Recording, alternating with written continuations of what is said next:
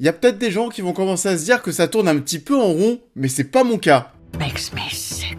These kids painting rocket ships all over his sacred resting place.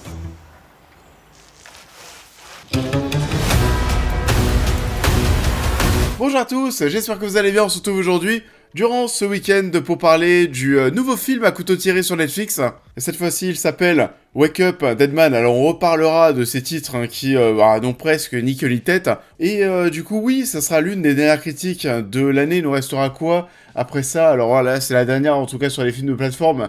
Et il restera Avatar et La Femme de ménage. Et ça faisait quand même partie de mes petites attentes de l'année vu que j'avais bien aimé les deux opus précédents. Donc, Wake Up Dead Man, qu'est-ce que ça donne? Et bah c'est parti, on en parle. Wake Up Dead Man est le troisième volet de la saga à couteau tiré et toujours réalisé par Rian Johnson. Le détective Benoît Blanc collabore avec un jeune prêtre pour enquêter sur un crime totalement inexplicable. Ce dernier s'est déroulé dans une église d'une petite ville au sombre passé. Et du coup, bah oui, retour de Daniel Craig dans son rôle de Benoît Blanc, sorte d'Hercule Poirot du cinéma. Alors ça on va y revenir aussi, mais c'est vrai que si on se rappelle bien, le premier à couteau tiré était sorti au cinéma, et c'est Netflix finalement qui a lâché un gros billet. Il me semble que c'était 400 millions de dollars pour que Rian Johnson sorte de nouveau à couteau tiré directement sur leur plateforme. Et ça fait oui beaucoup d'argent. C'est vrai que ça me paraissait bizarre à l'époque que Netflix mise autant sur cette licence. Mais bon, enfin, Rian Johnson, en tout cas, a l'air de s'éclater, parce que, oui, après son traumatisme, Star Wars 8, qui s'est fait dégommer dans tous les sens, là, oui, il est en train de se renfermer dans sa petite saga, qu'il écrit et qu'il réalise, et donc, voilà, on peut s'appeler, donc, pourquoi pas. Et on se retrouve une nouvelle fois aujourd'hui pour parler d'une nouvelle enquête, dans des nouveaux décors, avec des nouveaux personnages. Le film s'appelle Wake Up Dead Man, une histoire à couteau tiré. Alors c'est vrai que on comprend pourquoi on le fait, pour que les gens comprennent bien que c'est une suite. Mais là, ça fait un titre à rallonge qui est vraiment insupportable. Et même Wake Up Dead Man, ça peut paraître un petit peu chelou, mais c'est vrai que maintenant qu'on a vu le film, bon allez, on comprend. What the hell happened? Et donc, on se retrouve aujourd'hui pour suivre une nouvelle aventure autour de Benoît Blanc. Moi, j'aime bien, voilà, tous les 2-3 ans, me taper une petite enquête avec Daniel Craig. Sur le papier, ça me chauffe quand même toujours autant, surtout que ce Wake Up Dead Man, je sais pas vous, mais je me demande si c'est pas mon préféré. Alors attention, j'irai pas jusqu'à dire que c'est le meilleur, parce que des défauts, il y en a, et il y en a certains qui sont même assez grossiers. Je pense que c'est des choses qui seront vraiment dit par beaucoup de personnes. Je pense qu'il y a des points qui vont vraiment embêter pas mal de spectateurs, mais je sais pas, il y a un truc qui fait que cette histoire, elle m'a encore plus prise finalement que les deux précédentes. Il y a déjà un point qui est toujours aussi impressionnant, bien sûr, le casting. Alors c'est vrai que j'avais pas trop suivi la campagne de com autour du projet, donc il y a pas mal de noms que j'ai retrouvés ici où je ne pensais pas du tout qu'ils étaient dans cette suite d'à couteau tiré. Mais attendez, waouh! Alors, oui, bien sûr, Daniel Craig, qui reprend son rôle de Benoît Blanc avec cette fois-ci des cheveux longs, et ça lui va plutôt bien. Mais attention, c'est même pas forcément lui, cette fois-ci, le personnage principal, mais ça sera plus, du coup, Josh O'Connor, qu'on avait vu dernièrement dans Challengers. On a aussi Cailee Spaeny, Andrew Scott, Glenn Close, Kerry Washington, Mila Kunis, Jeremy Renner, Jeffrey White, qui va retrouver Daniel Craig après James Bond, et aussi Josh Brolin. Et alors lui, je sais pas, mais là en ce moment, alors j'adore Josh Brolin, mais là j'ai l'impression que chaque année, je sais pas, je le vois 3 ou 4 fois, voire 4 ou 5 fois au cinéma ou à la télévision. Il est mais vraiment absolument partout. Du coup oui, on est encore une fois devant un casting qui est ouf. Comme je le disais, Benoît Blanc est presque un petit peu au second plan ici. Il arrive d'ailleurs assez tard dans l'histoire, je pense qu'il arrive au bout de 30 minutes, donc oui, c'est assez tard, il me semble que c'est assez différent par rapport aux deux précédents opus. Les deux précédents opus, il était là quasiment dès le départ, il me semble. C'est pas du tout un défaut en soi, moi ça me va très bien qu'on s'écarte un petit peu de lui, et même qu'on mette en avant d'autres personnages, dont celui de Josh O'Connor, qui alors lui a un rôle qui va être... c'est un personnage qui va être assez particulier dans cette histoire. Alors on va rester bien sûr ici dans du sans spoil, vous inquiétez pas, mais Josh O'Connor, c'est un personnage qui va être le premier, la première personne qu'on va imaginer comme étant le coupable, tout naturellement, vu comment le crime s'est réalisé, comment est-ce qu'il s'est déroulé. On va donc passer pas mal de temps avec lui, moins avec Benoît Blanc. Alors ça aussi, c'est des choses qui pourraient peut-être être reprochées, mais c'est vrai qu'il y a beaucoup moins de développement au niveau du personnage de Benoît Blanc. Il n'y en a même quasiment pas entre le début et la fin. C'est pareil, il me semble que dans le second film, si je me souviens bien, on découvrait des choses autour de ce personnage, autour du personnage de Daniel Craig. Là, vraiment, encore une fois, il n'y a rien. Il vient, il fait l'enquête, il repart. Et si c'est comme ça à chaque fois, on peut faire encore 6 films. Mais il faut pas s'inquiéter, il est toujours aussi fun à suivre. Je pense même que c'est le film parmi les 3 qui m'a fait le plus marrer, et j'ai presque même l'impression que Daniel Craig, où lui aussi on pourrait peut-être sentir qu'il commence un peu à s'essouffler, voilà, dans ce rôle. Bon, c'est la 3e fois qu'il joue Benoît Blanc. Bon, est-ce qu'on va faire autant d'efforts qu'auparavant? Mais non, c'est tout l'inverse. J'ai l'impression que Daniel Craig s'éclate, en fait, encore plus dans cette nouvelle aventure. There's some Scooby-Doo shit going on here. Scooby-Doo.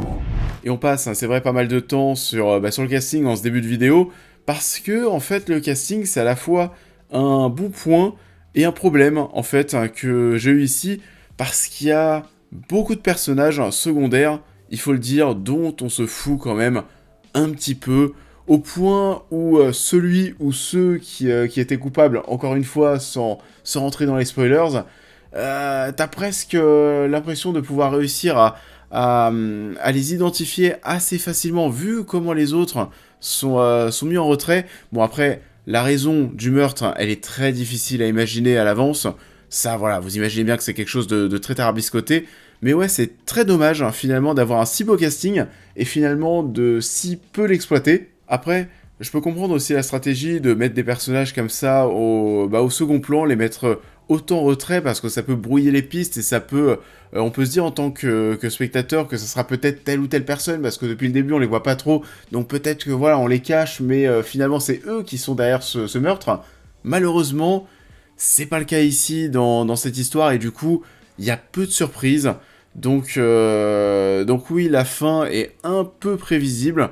Et du coup, oui, c'est très paradoxal en fait, d'avoir ce casting, que je trouve vraiment très très bon. C'est peut-être même le casting que j'ai préféré, mais au global, c'est peut-être aussi, là encore une fois paradoxalement, les personnages les moins intéressants au global. Et par contre, là aussi, s'il y a quelque chose que j'ai plutôt bien apprécié, et je trouve ça même un petit peu dommage qu'on soit pas allé plus loin, mais j'ai bien aimé cette ambiance qu'on a dans ce film, qui est très différente, bien sûr, des autres opus, notamment le second, où là on était chez les riches, il y avait un gros soleil, etc. Non, là c'est pas le cas, là c'est très gris, c'est sombre, on est dans un délire un peu plus gothique, religieux. Alors, c'est là où je disais qu'on aurait pu aller un petit peu plus loin, parce qu'on aurait presque pu aller dans quelque chose d'un peu plus horrifique. Du coup, c'est vrai que j'ai beaucoup aimé l'ambiance et ce qu'on essayait de nous montrer, mais j'aurais voulu qu'on en fasse plus. Bon, après, ça permet de faire des films qui ont vraiment des gueules différentes, et ça, c'est plutôt cool. Donc, oui, la photographie est plus sombre, on va avoir des gros jeux de lumière, justement, ça va nous permettre de pouvoir jouer sur la lumière, on a des grands éclats de lumière avec des scènes qui vont changer, ou comme si on avait parfois, vous savez, un nuage qui recouvre le soleil, et lorsque le nuage bouge, il va laisser apparaître le soleil et les rayons du soleil, et du coup ça va permettre d'avoir des scènes qui sont vraiment vivantes.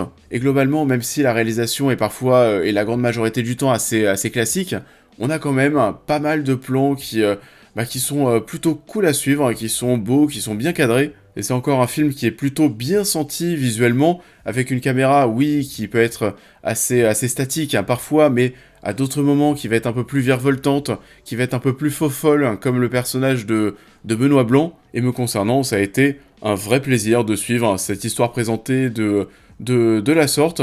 Alors oui, au niveau de la narration et de la mécanique que l'on va suivre, c'est un nouveau film à couteau tiré, on connaît ce style de film à enquête, on connaît la chanson, j'ai envie de vous dire, on va pas avoir de giga surprise sur ce point. Il y a des thématiques qui sont différentes, le second opus c'était plutôt une critique des riches, là on est plus sur une critique de l'Amérique, de Trump, en gros, une critique aussi d'ailleurs de l'église. On suit un Benoît Blanc qui ne porte pas forcément la religion dans son cœur, et on a aussi quelque chose d'assez fun au niveau de ce meurtre. C'est un meurtre, il faut savoir qui s'est déroulé dans une toute petite pièce sans issue, donc c'est vrai que c'est assez étonnant et on a assez hâte de voir comment le meurtre s'est vraiment déroulé. Et il y a toute une histoire aussi qui est assez fun autour d'un cadavre, d'un diamant. Alors le dénouement, quand on découvre tout ça à la fin, c'est plutôt drôle à suivre. Le dénouement est pas mal, il est un peu long, c'est vrai, la fin du film est un peu tirée en longueur. Le film dure quasiment 2h30 et si on avait eu 10 minutes en moins, on n'aurait pas dit non. Mais à mon sens, même s'il y a des défauts, vous l'avez compris, je pense que c'est l'histoire que j'ai préféré suivre. Et bah je vous attends maintenant dans les commentaires pour me dire ce que vous avez pensé de ce Wake Up Deadman. Est-ce que vous avez envie de voir une 4ème enquête? Est-ce que vous pensez que Netflix doit rempiler avec Rian Johnson pour nous proposer d'autres films à couteau tiré? Pour ma part, bah oui, je l'espère, toujours avec des castings aussi impressionnants, mais avec plus de développement, c'est vrai que ça serait pas mal. Donc voilà, dites-moi en commentaire ce que vous avez pensé de ce nouveau film. Je vous invite, comme d'habitude, à liker cette vidéo, à me suivre sur tous les réseaux, à vous abonner à la chaîne YouTube, à devenir membre soutien si vous souhaitez soutenir mon travail, et on va se retrouver prochainement pour parler de ça. Bienvenue à Derry.